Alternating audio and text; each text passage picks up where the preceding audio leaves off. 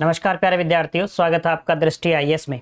आज हम लोग बात करेंगे सीटेट की परीक्षा को लेकर ही, और उसमें जो पर्यावरणीय अध्ययन एवं शिक्षा शास्त्र से प्रश्न पूछे जाते हैं। कुल 30 प्रश्न यहाँ से आते हैं, दोनों का बराबर का योगदान है, यानी कि पर्यावरणीय अध्ययन के भी 15 प्रश्न होंगे और 15 अंक इनके लिए निर्धारित हैं। वहीं पेडागोजी की बात करेंगे, शिक्षा शास्त्र की, तो 15 क्वेश्चन है यहाँ से भी और 15 अंक हैं। कुल 30 अंकों के लिए 30 प्रश्न दिए जाते हैं। बिंदु स्पष्ट है? तो पहले जैसे हम हमेशा करते हैं कि पहले पाठ्यक्रम को लेकर बात कर लेते हैं कि पर्यावरणीय अध्ययन में कौन कौन से महत्वपूर्ण बिंदु हैं जो हमको पढ़ने हैं। फिर पेडागोजी में, शिक्षा शास्त्र में कौन कौन से बिंदु हैं जिन पर हमें विशेष ध्यान देना है, जो हमारे पाठ्यक्रम में दिए गए हैं। बिंदु स्पष्ट है? हम विस्तार से बात कर लेंगे कि हमें पर्यावरणीय अध्ययन में भी जो ये 6 प्रमुख बिंदु दिए गए हैं, इन बिंदुओं के अंतर्गत भी हमें किन प्रकार के बिंदुओं पर अध्ययन करना होता है, या विशेष ध्यान देना होता है। जैसे आप देखेंगे, इसमें पहला बिंदु है परिवार एवं मित्र, फैमिली एंड फ्रेंड्स। जब परिवार एवं मित्र दिया गया है, उसमें आप देखेंगे आगे 4 सब पॉइंट दे रखे हैं: संबंध, कार्य और खेल, जंतु और पौधे। बात समझ आ रही है यहाँ तक की? जब हम परिवार एवं मित्र इस बिंदु का अध्ययन करना शुरू करते हैं, तो हमें पढ़ना होता है कि परिवार का अर्थ क्या होता है, और इसी में हम पढ़ रहे होते हैं एकल परिवार के बारे में और संयुक्त परिवार के बारे में। यानी कि परिवार का अर्थ क्या होता है, परिवार की परिभाषा क्या होती है, परिवार के प्रकार कितने होते हैं। जो हम बात करेंगे मुख्यतः 5 आधारों पर हम परिवार के प्रकारों को लेकर पढ़ेंगे। फिर परिवार की विशेषताएं क्या होती हैं, ये ऐसे प्रमुख बिंदु हैं परिवार को लेकर जिन पर हमें विशेष ध्यान देने की आवश्यकता होती है। ये बात हो गई परिवार की। जब हम मित्र के बारे में पढ़ना शुरू करेंगे तो मित्र का अर्थ क्या होता है, मित्र का वर्गीकरण हम पढ़ेंगे, और मित्र का महत्व क्या होता है, इसके बारे में हम अध्ययन करेंगे। बिंदु स्पष्ट है? फिर जब हम संबंध पर आएंगे तो हम संबंधों के बारे में पढ़ेंगे, संबंध, नातेदारी, और यहां कुछ पारिभाषिक शब्दावली होती है, कुछ पारिभाषिक शब्दावलियां होती हैं जिन पर हमें विशेष ध्यान देने की आवश्यकता होती है। तो हम यहाँ कुछ पारिभाषिक शब्दावलियों को लेकर पढ़ेंगे। फिर कार्य एवं खेल के बारे में, तो कार्य का अर्थ क्या होता है, यहाँ हम कार्य का वर्गीकरण पढ़ते समय बात करेंगे, जैसे मौलिक कार्य को लेकर, जो बेसिक वर्क होता है, मौलिक कार्य है, उनको लेकर बात करेंगे। जो सार्वभौमिक कार्य है उनको लेकर बात करेंगे, यूनिवर्सल कार्य जो होते हैं। फिर जो परंपरागत कार्य हैं उनको लेकर भी बात करेंगे। यानी कि जब हम कार्य पढ़ रहे होंगे तो हम कार्य का अर्थ क्या होता है, कार्य का जो वर्गीकरण है, उसमें भी हम कई प्रकार के बिंदुओं पर बात करेंगे। जैसे हमने बात की मौलिक कार्य को लेकर, सार्वभौमिक कार्य को लेकर और परंपरागत कार्य को लेकर।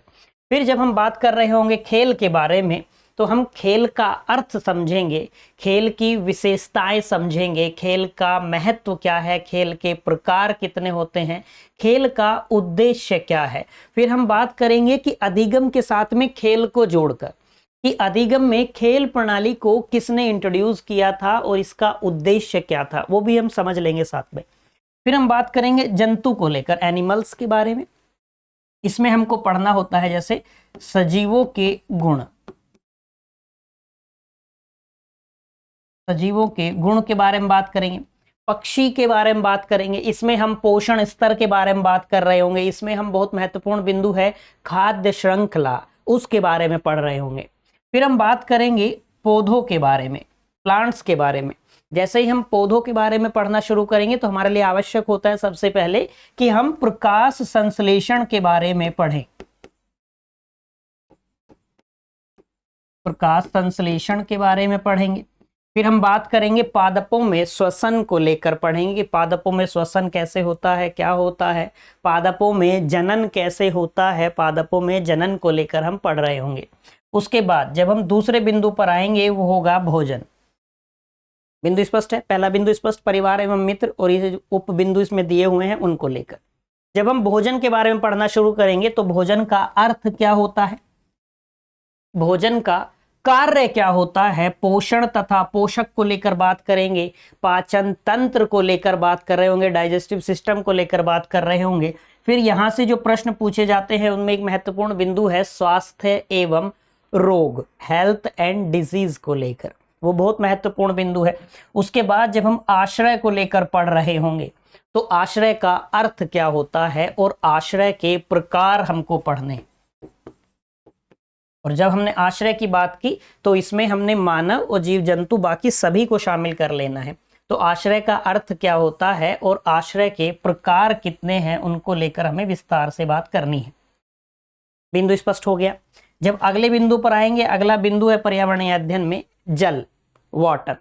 तो जल के बारे में पढ़ेंगे, जल संसाधन के बारे में बात करेंगे, जलीय चक्र के बारे में पढ़ेंगे, जो जल की अवस्थाएं होती है उनको लेकर बात करेंगे, फिर जल प्रबंधन को लेकर बात करेंगे और साथ ही जल प्रदूषण को लेकर हम लोग पढ़ रहे होंगे। बिंदु स्पष्ट है। जल प्रदूषण के बारे में बात करेंगे, बहुत महत्वपूर्ण बिंदु हो जाता है। अगला बिंदु है इसमें यात्रा या कहिए भ्रमण। तो हम बात करेंगे इसमें यात्रा और भ्रमण में हमको पढ़ना होता है कि यात्रा का अर्थ क्या होता है, यात्रा या भ्रमण के लाभ क्या होते हैं, यात्रा या भ्रमण के उद्देश्य क्या होते हैं, सिद्धांत क्या होते हैं, सीमाएं क्या होती हैं, यात्रा के प्रकार कितने होते हैं।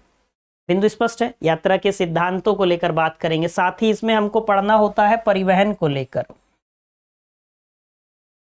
परिवहन के बारे में हम लोग पढ़ रहे होंगे। बिंदु स्पष्ट हो गए यहां तक का।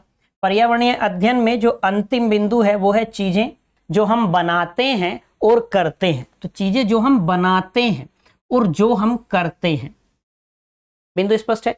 इस इकाई की हम शुरुआत करते हैं कि चीजें जो हम जानते हैं, जैसे पदार्थ के बारे में, मैटर के बारे में हमें जानकारी है, पदार्थ की अवस्थाओं को लेकर हमें जानकारी होती है कि ठोस अवस्था है, द्रव अवस्था है, गैसीय अवस्था है। फिर वो जो बदलते हैं कि ठोस से द्रव में बदलेगा तो उसको क्या कहते हैं, द्रव से ठोस में बदलेगा उसको क्या कहते हैं, ये सारे बिंदु हमको पढ़ने होते हैं। इसके अलावा पदार्थ के अलावा हमें यौगिक के बारे में पढ़ना होता है। फिर जो चीजें हम करते हैं उनमें नृत्य है, उसके बारे में हम बात करेंगे। हम कृषि के बारे में पढ़ रहे होंगे, व्यवसाय के बारे में पढ़ रहे होंगे, हम चित्रकारी के बारे में बात करेंगे, मधुबनी चित्रकारी जैसे, हम त्योहार के बारे में बात करेंगे। बिंदु स्पष्ट है यहां तक का। तो ये प्रमुख 6 बिंदु आपके सामने दिए गए हैं पर्यावरणीय अध्ययन के। इनमें हम अंदर कौन कौन से बिंदुओं पर बात कर रहे होंगे, चर्चा कर रहे होंगे कक्षा कार्यक्रम में, हम किन बिंदुओं पर विशेष ध्यान देते हुए चीजें नोट कर रहे होंगे, वो बातें हमने की। इसका 15 प्रश्न और 15 अंकों का ही योगदान है। आपकी परीक्षा में कुल 30 प्रश्न यहां से आने हैं। तो एक तो पेडागोजी के 15 हो गए और ईवीएस के 15 हो गए। तो यहां से 15 प्रश्न होंगे, 15 अंकों के होंगे। बिंदु स्पष्ट है यहां तक का। ये बात कर ली हमने एनवायरमेंटल स्टडीज की पर्यावरणीय अध्ययन को लेकर। अब बात कर लेते हैं जो शिक्षा शास्त्रीय मुद्दे हैं या जो हम कह देते हैं कि जो पेडागोजिकल इश्यूज हैं उनको लेकर बात कर लेते हैं। जैसे इसमें पहला बिंदु आपको दिया गया है पर्यावरण अध्ययन की अवधारणा और विषय क्षेत्र। इसमें किन बिंदुओं पर ध्यान देना है, पर्यावरणीय अध्ययन और विषय क्षेत्र। तो हम बात कर रहे होंगे कि पर्यावरणीय अध्ययन की अवधारणा क्या होती है, यानी कि पर्यावरणीय अध्ययन का अर्थ क्या होता है, उसकी परिभाषाएं क्या है, उसका उद्देश्य क्या है, क्यों आवश्यक है पर्यावरण का अध्ययन करना। बिंदु स्पष्ट हो गया। फिर दूसरा बिंदु है पर्यावरणीय अध्ययन का महत्व, जैसा हमने बात की। फिर एकीकृत पर्यावरणीय अध्ययन, इंटीग्रेटेड एकीकृत पर्यावरणीय अध्ययन को लेकर बात कर रहे होंगे। फिर पर्यावरणीय अध्ययन और पर्यावरणीय शिक्षा, ये दोनों बिंदु महत्वपूर्ण। जैसे इसके बारे में तो हम निरंतर यहां से पढ़ना शुरू कर चुके होंगे। तो पर्यावरणीय अध्ययन और पर्यावरणीय शिक्षा, बात समझ आ रही है। आपने देखा होगा कि जो पर्यावरणीय शिक्षा है वो हमारी प्रारंभिक शिक्षा के साथ से ही शुरू हो जाती है। बात समझ आ रही है। यानी कि हम प्रारंभिक शिक्षा से ही पर्यावरण के बारे में पढ़ना, विद्यार्थियों को सिखाना ये शुरू कर देते हैं। और ये प्रक्रिया आप देखेंगे कि उच्चतर शिक्षा प्रणाली का हिस्सा जब एक विद्यार्थी बनता है तब तक चलती रहती है। बिंदु स्पष्ट हो गए यहां तक का। उसके बाद हम अधिगम के सिद्धांतों को लेकर बात कर रहे होंगे कि अधिगम के सिद्धांत क्या होते हैं। जैसे हम पर्यावरणीय शिक्षा का अर्थ क्या है, प्रकार क्या है, उसके महत्व क्या है, उसका स्वरूप क्या है, उसको लेकर पढ़ते हैं, तो उसके तुरंत बाद हमारे लिए आवश्यक होता है कि हम अधिगम के सिद्धांत को लेकर बात करें।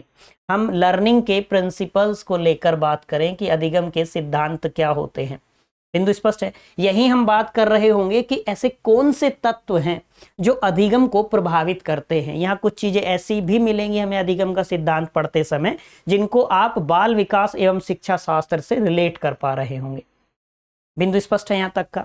इसके बाद हम बात करेंगे विज्ञान और सामाजिक विज्ञान से संबंध और विषय क्षेत्र, यानी कि जैसे ही हम पर्यावरणीय मुद्दों को लेकर बात कर रहे होंगे तो हम देखेंगे कि उसका विज्ञान और सामाजिक विज्ञान से क्या संबंध है, उसका विषय क्षेत्र को लेकर बात करेंगे। फिर बात करेंगे अवधारणाओं को प्रस्तुत करने के उपागम, गतिविधियां जो एक्टिविटीज हैं उनके बारे में बात करेंगे, प्रयोग और प्रायोगिक कार्य को लेकर बात करेंगे। इसके आगे कुछ चर्चाओं को लेकर बात करेंगे। सतत एवं व्यापक मूल्यांकन बहुत बहुत बहुत महत्वपूर्ण बिंदु है आपके लिए। बिंदु स्पष्ट है यहाँ तक का। फिर इसके बाद हम बात कर रहे होंगे शिक्षण सहायक सामग्री को लेकर।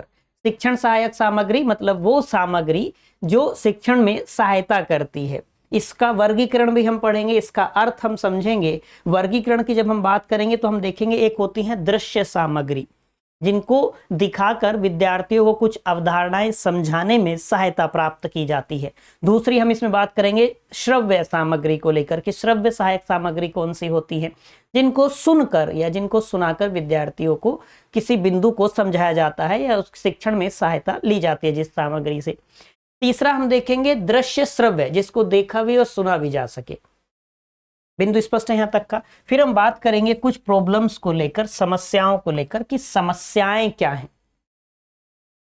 बात समझ आ रही है यहाँ तक कि इसका जब हम पेडागोजिकल इश्यूज को लेकर बात करेंगे तो इसका भी योगदान कितना है, 15 क्वेश्चन है और 15 अंक हैं।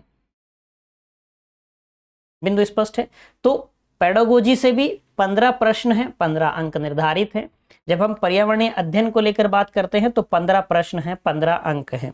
एक एक बिंदु को लेकर हमने विस्तार से बात की ही है कि हमें किस बिंदु में क्या क्या पढ़ना है और किन पर हमें विशेष ध्यान देना है। हम निरंतर ये बातें करते रहेंगे, जैसे जिस जिस बिंदु के बारे में हम अध्ययन कर रहे होंगे हम हर बिंदु के साथ में बताते जाएंगे कि इस बिंदु पर आपको विशेष ध्यान देना है, यहाँ से इस प्रकार का प्रश्न इस वर्ष में पूछा गया था। बिंदु स्पष्ट है। तो मुझे उम्मीद है कि आपको अपने ईवीएस के पाठ्यक्रम को लेकर, पेडागोजी के पाठ्यक्रम को लेकर कुछ अधिक स्पष्टता हुई होगी, कुछ नई चीज आपने अवश्य ही सीखी ही होगी। आज के लिए इतना ही रखते हैं, मिलेंगे आपसे किसी अगली क्लास में। Till then bye bye, have a nice day.